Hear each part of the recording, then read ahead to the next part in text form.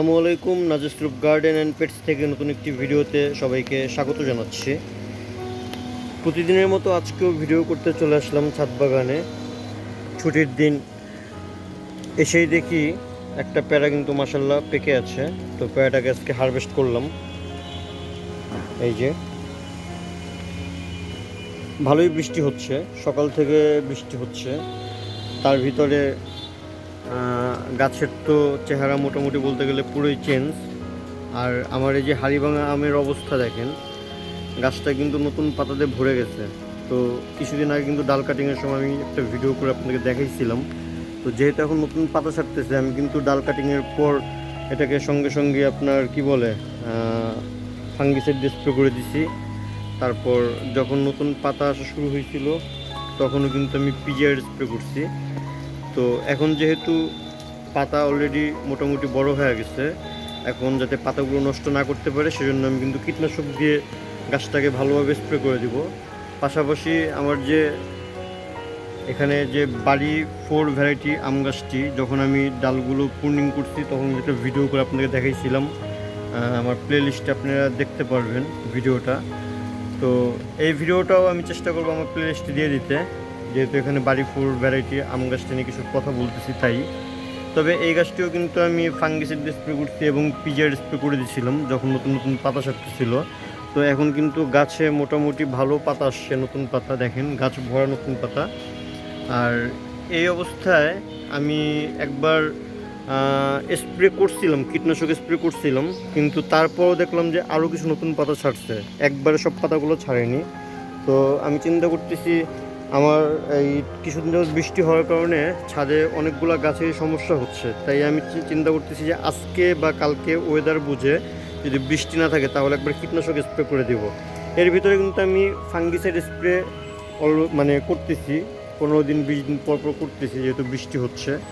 গাছগুলো এখন মোটামুটি ঠিকঠাক আছে, কিন্তু নতুন নতুন যে কিছু গাছ, বিশেষ করে চারা গাছ যেগুলো বসেছিলাম বীজের গাছ, এগুলোতে একটু সমস্যা হচ্ছে। এই যে লাল শাকগুলো নিয়ে আমি খুবই হতাশ, কারণ এগুলো যাও আমি ঢেকে রাখছি, যা একটু বড় হচ্ছে তা আবার দেখা যাচ্ছে চড়ুই পাখিতে খেয়ে ফেলতেছে। মানে আর লাল শাক করার ইচ্ছা নাই এভাবে, মানে কি বলে আল আল টবে এগুলোকে করলেও আমি হয়তো কোনো শাকের সাথে এটি লাগাই দিব, মাঝে মধ্যে যা হবে তাই।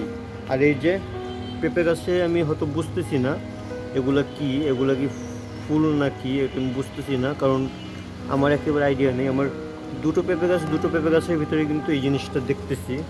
তো এই ব্যাপারটা নিয়ে আমি একটু বুঝবো যে আসলে এটা কি, এখানে স্ত্রী ফুল আর পুরুষ ফুলের কোনো সম্পর্ক আছে কি না, বা কীভাবে কি আমি জানি না।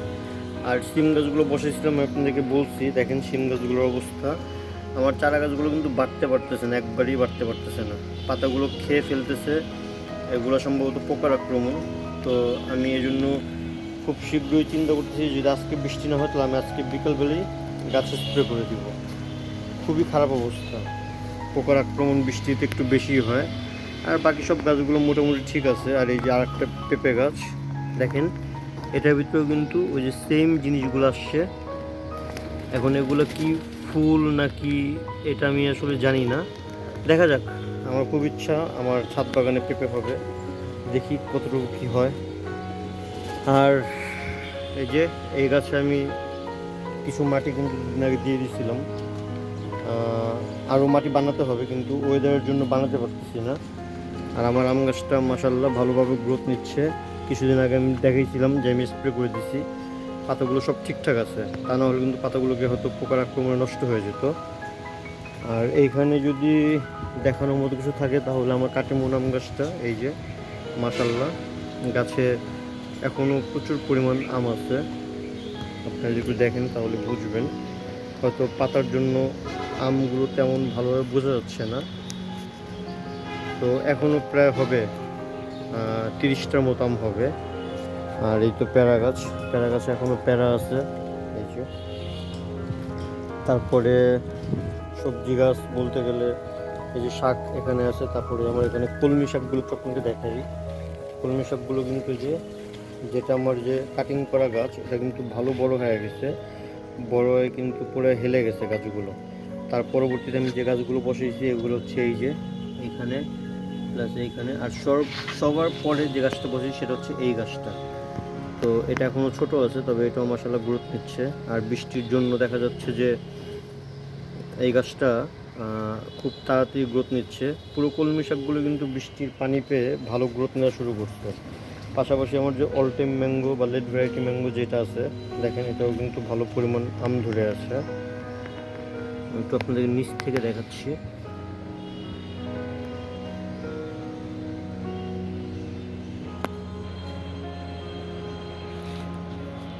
যা আম ধরছে ভালো আমই ধরছে। এবং কি বলবো, এটা তো একেবারে মানে আমি অনেক কাটিং করতে করতে গাছটাকে পুরো একটা মানে কি বলবো, একেবারে এমন একটা শেপে নিয়ে আসছি যে এটার ভিতরেও অনেক আম, হয়তো বোঝা যাচ্ছে না। এখন এটা বুঝতে হলে এইভাবে, এই যে দেখেন এভাবে পাতা চাপিয়ে চাপিয়ে সরে তারপর দেখতে হবে। তো যাই হোক, সবই আপনারা কম বেশি জানবেন। পাশাপাশি আমার যে একটু আগে একটা প্যারা হারভেস্ট করলাম, মাধবী প্যারা, সেই প্যারার আরেকটা প্যারা গাছ এইটা। তো এটার ভিতরে আপাতত কোনো প্যারা নাই, যা প্যারা ছিল সবগুলো হারভেস্ট করা শেষ। এখানে এই যে আমার পুঁইশাকগুলো কাটিং করা মোটামুটি ভালোই বড় হয়ে গেছে, সবই কিন্তু আপনার সাথে শেয়ার করছি। এই হচ্ছে পুঁইশাকের অবস্থা। পাশাপাশি আমার যে ভেন্ডি গাছগুলো ছিল, আমি গত 2 দিন ছাদ আসতে পারিনি, অবস্থা খুবই খারাপ হয়ে গেছে। আশা করি গাছগুলো ঠিক আছে, কিন্তু একটু সমস্যা হয়েছে, গাছগুলো পোকার আক্রমণ শুরু হয়ে গেছে। এই দেখেন প্রচুর পরিমাণ পোকার আক্রমণ দেখতেছি গাছে। এটা এতদিন ছিল না, হয়তো বৃষ্টির জন্য এই সমস্যাটা বেশি প্রকোপ আকারে হচ্ছে। তো এটার জন্য আমি আজকে হয়তো কীটনাশক স্প্রে করে দেবো যদি বৃষ্টি না থাকে বিকালবেলা। এই দেখেন অবস্থা খুবই খারাপ। তো যাই হোক,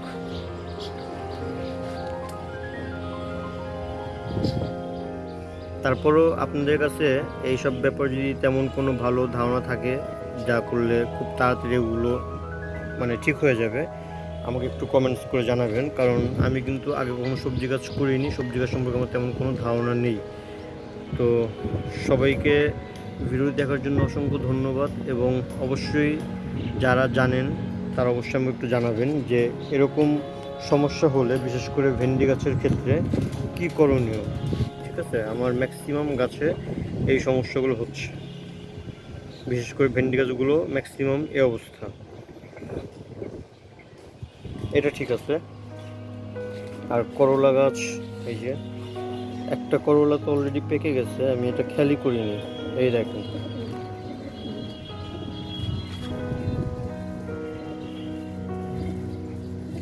এই যে একটা করলা পুরো পেকেই গেছে। যাই হোক, আরেকটা করলা এই যেখানে আছে।